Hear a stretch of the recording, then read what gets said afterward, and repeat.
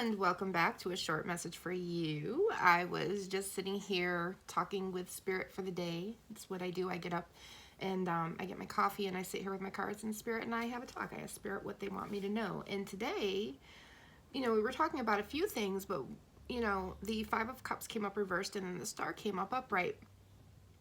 And for me, when I see the Five of Cups reversed, it can mean a lot of different things. And for me right now, what it means is this person has been looking at their past and they've been considering these things and they're healing from this. And this person is ready to look at these two cups that are in front of them, because it's only by looking at these two cups in front of them that they can actually go to the two cups and either A, find love with the person that they want to be with, or reopen love with the person they want to be with, or what's more important, even more important, is finding that Two of Cups within yourself. Because at some point, we did make a wish and we did want to move further and farther along. And if you notice with the Star, she's pouring water in, she's pouring water out. So she's pouring water into herself and she's pouring out the water that doesn't serve her. So basically what it is you're bringing new energy in that serves you and you're taking away the energy that doesn't. And that's basically what water symbolizes, because water can move energy. And if you notice, this guy's at the water too, because you have to be at a water point to reflect. And he has stared at these three cups enough. He's done. Whoever you are, you're done. And you're ready to move on to the Two of Cups, whether it's self-love, love or union, whatever this healing is, because you might be healing from a past relationship where now you're ready to be in a new relationship. So you have to open your heart. And when you do that, you have to pour in more love into yourself. And then you have to pour out that negativity, because if you don't do that, you will have an imbalance of the positive and the negative. And it's always a balance. I mean, you have to remember, negative things are so big, so dark, so awful, that you really do have to multiply and gather all of the happy things that happen in a little bag and keep them with you, so that when those big things happen, you remember how to pour that negativity out and bring in who you really are. And sometimes, to be very honest with you, looking at who you were as opposed to who you are now is hard. And it's really easy to just stay in this Three of Cups and not move forward and progress. But this person wants to. Because I'm being told this wasn't just about you, Martha. This was about someone else who needed to hear about this too. You are ready to move on, and it's okay. You're do it. Move on. Go. It's okay. Because you've really and truly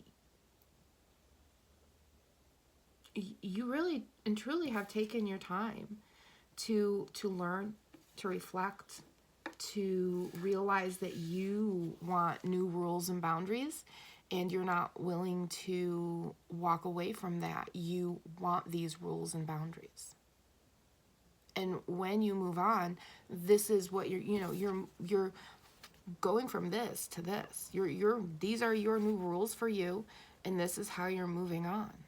And if people with you don't want to jump on your boat and respect your new rules and boundaries for yourself, then they're not going to get in the boat with you. And you're okay with that, because you're tired of crying over those three cups when you know what you have in front of you. Because you are ready to get out and discover the world. You're ready to be out of the library. You're ready for this change. You're ready to pour back into yourself what has been taken away. You're ready. And you're ready to look too. And you're ready to take that responsibility. And you're ready to have that reflection. Like, this is really big. Man, I started something Spirit told me, and look at where this went.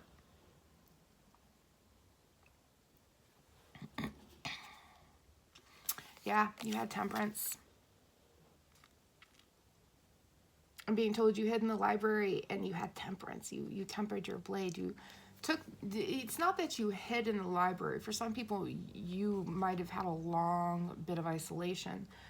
But it's, even if you went to work, you stopped hanging around those people. You stopped talking to them as much. How you talked to them changed. You realized how they were talking to you and it wasn't okay. You did your own form of whatever seclusion you needed to in order to see what was in front of you and realize this is not what I want. This is not benefiting me, and this is not helping me. This is just hindering me and taking my money away from me. It's taking what I want. And when I say money, I don't mean money as in like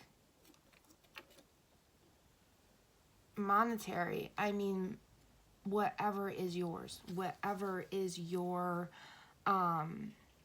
whatever is in your vault, whatever is your gold, whatever is your Scrooge McDuck vault of gold, okay, whatever is your heart. Because it's when you say monetary, it's not always an exchange of coins. It's memories, it's feelings, it's emotions, it's knowing the difference between right and wrong and this, that, and the other thing. And when you sit in temperance and you sit in the Hierophant and you learn and you grow and you realize that these are my new rules and I'm not going to, change these steps, and I'm going to use this daily, and these are just going to be my rules. And people who can't meet me at my rules, they can shove off. Because I don't need people in my life who aren't willing on some level to follow my rules. I'm not asking for the world. I'm asking for you to recognize these are my rules and boundaries. These are fair. And if you can't meet me there, then okay, it was really nice to meet you. Bye-bye. Because your rules and boundaries matter. And it's having those rules and boundaries that level you up to meet the next set of friends that you're going to have, because the people coming into your life are going to appreciate your rules and boundaries. The people coming into your life might even look at you and say, I have the same rule and boundary. Oh, yeah. And now you have someone that gets something that other people didn't get. You know what I'm saying? You have a better group of friends. And that's what this does. You're taking out of yourself the negative energy and the things that no longer serve you or feed your soul. And then you're feeding your soul with the mana that you need to live and be happy and harvest yourself, your inner self, your inner star, your inner wish. When you do the self-work, you harvest your inner wish.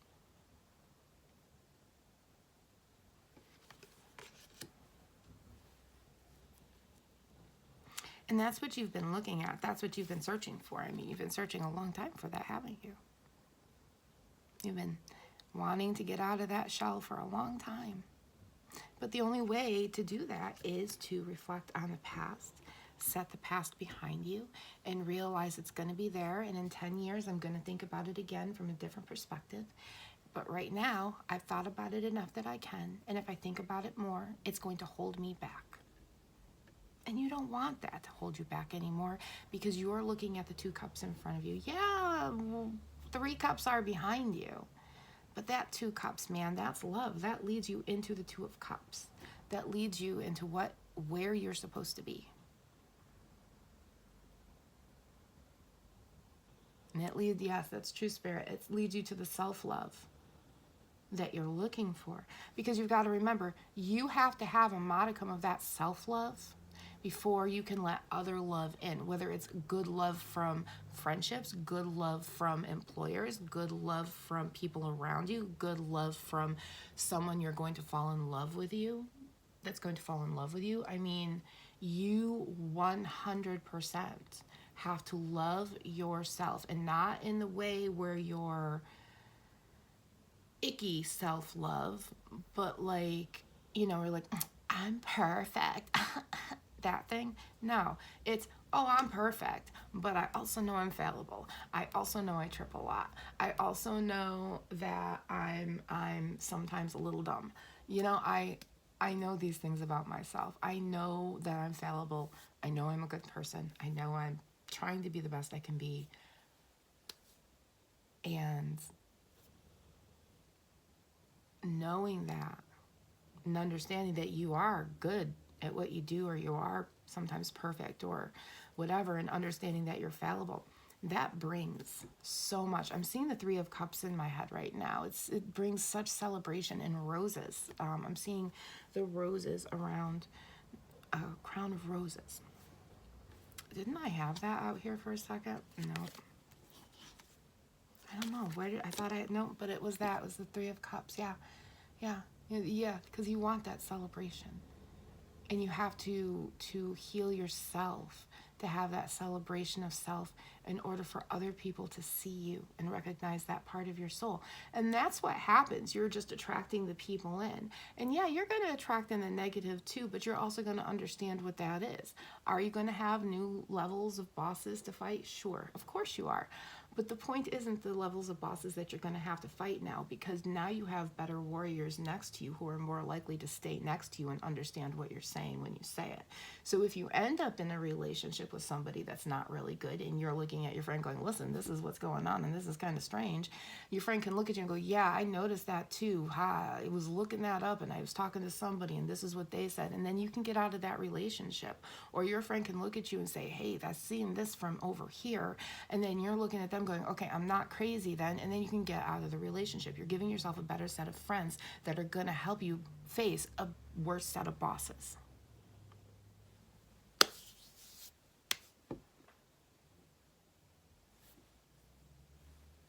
And all of that because you turned on those 3 cups that were laying on the ground to look at what was right in front of you, take your responsibility, sit in the shit, grow, change, cry, grieve, be angry that you have to take responsibility or whatever, get the chip off your shoulder, and realize that it's easy for that to crumble because it's just caked on dirt that dried up. And like dried bird poop, you go like that.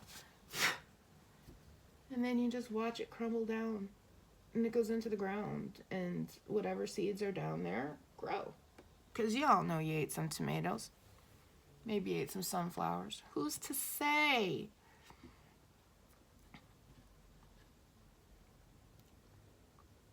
But you're walking away from your past self and you are giving yourself new rules. And these aren't just new rules for other people to follow. These are new rules for you to follow for yourself, for you to follow when you look at other people.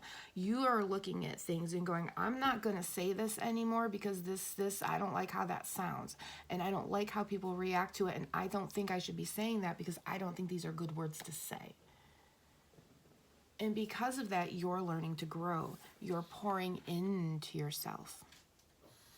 You know, that star's coming down. There might be some clouds. There might be some rain. You're learning new information. And you're pouring that new information into you. And you're pouring that old programming out of you. And that's the most important thing about this, is you are reprogramming yourself. You're upgrading your own computer body, your own self. Because you want to. Because when you upgrade yourself, when you update your Chrome, put in that new iOS into your phone, when you do that for yourself, it creates a better you and it makes you feel better on the inside. There's this gorgeous feeling on the inside of you can breathe and you can feel and you feel like you can live. It's like you're in a garden. It's your own garden. And whoever can meet you at yourself, however it is they're meeting you there, they'll be able to find that garden. And you guys will be having a barbecue and a barbecue and a, I can't remember what the other word was. Anyway, you'll be having a cookout. Barbecue and a cookout in no time. That's what I was looking for. Because you're pouring it back in. You're seeing the stars. You're realizing what is around you. And that if you don't change, you're just going to stay stuck. And remember, you're also realizing and looking around at other people that are stuck. and you're getting that internal fear that if I don't make a change now, I'm going to get stuck here. Whether that's in a big city where you're not in a good area, or the area is a little unnerving, or whatever it is that you don't like about it, or you're in a small town that you realize isn't going anywhere, it's not progressing, nothing is coming there. Or whether it is you're just stagnant, wherever it is that you are in your life, you're realizing, I have to travel forward. I have to get in that boat, and I have to look at the future, and I have to. Because if I don't, I'm just gonna stick here. And no one wants to keep looking at their past. No one wants to be the one at the end of the bar 20 years after they graduate saying, oh yeah, I was the captain of the football team. Yeah, fuck that shit. That's in the movies. Yes, that's true.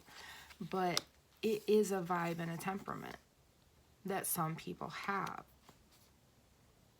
Because media does get ingrained in how we think. And we don't want to think that way anymore. We want to do the traveling. We want to wonder what is around the world. We want to learn and educate ourselves into a better who we want to be and who we are. And not in a way where we're know-it-alls, but in a way where we realize we're going to keep learning. We're going to keep learning. Because that learning keeps us growing and changing and understanding the older that we get. And I'll tell you, I am 53 years old. And if you are 53 years old and you did not go through the puberty of your 40s, and you did not reflect on the things that were not charming, and you didn't grow and change and accept the new things around you that were difficult to understand, and especially some of the newer words, the transgender words and that sort of thing, like if you just stopped at 42 and you're just stopped, because 42 is when it changes, because it's a 20-year retroflect. You can retroflect 20 years earlier, and you're not a child anymore. You're 22 years old and you're an adult and you're responsible, and whatever you did, it was not so great. And at 42, you're not so stupid anymore, and you realize what you did. Because when you were 35 and you were 15 doing something stupid, you could excuse that. So when you were looking at something you were 22, you were going, oh my God, I was so stupid. But at 42, you have a lot more knowledge. So that thing you did at 22, it changes overnight. And then you hear a word you don't like and something you don't understand. And you go, well, that wasn't when I was growing up, and blah, blah, blah, blah, blah. And all of a sudden, you've stopped your own personal growth because you can't get out of the fact that things are changing. And you just keep looking at the past that's the same. But that's not growth. That's staying stagnant in a pond with mosquitoes. Why would you want to get bitten by mosquitoes staying in the past? Seriously. So it's important that at 42, you stop and realize the past was the past. And there were really, really nice things about the past. But right now, I'm looking at this and realizing this was not okay. My friends were not okay. Certain things were not okay. And now I have to accept them here. And if I can accept them here and grow and change and become, then I will, as I grow older, and you're 53 now, and you've been through a pandemic, and many other different strange things, you can pour into yourself the education and the things that you need to keep going forward. And you can pour out of yourself the negativity that is holding you behind, because those old beliefs and principles are not going to get you where you want to go. They're going to keep you stagnant. They're going to keep you looking at 3 cups. And that's it. Because you can't bear to look here.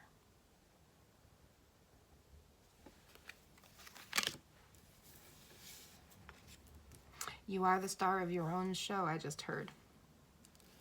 You set your own rules and boundaries and your own regulations. And if you're going to set them for other people, you also have to set them for yourself and follow them for yourself.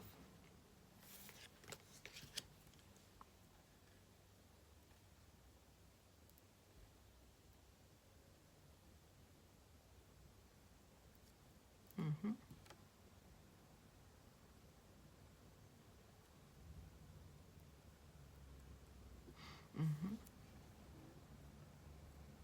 I'm just seeing if there's anything. Yeah.